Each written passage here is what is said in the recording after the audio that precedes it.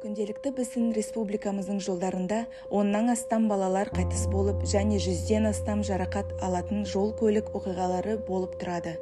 2021 жылдың 12 айының статистикасына сәйкес, Қазақстан Республикасының аумағында кәмелетке толмағандардың қатысуымен 2800-ден астам жол-көлік оқиғасы және 190-нан жоғары жол-көлік оқиғасы нәтижесінде балалар өлімі тіркелген.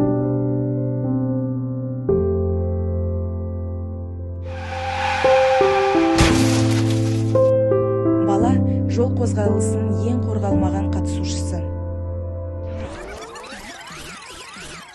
Құрметті ересектер, есте сақтаңыздар.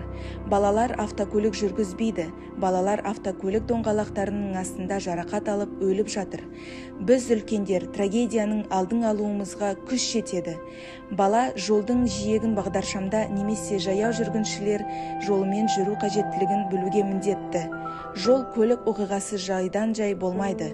Балалардың өмірі біздің қолымызда. Өздеріңізді және балаларыңызды қорғаңыздар.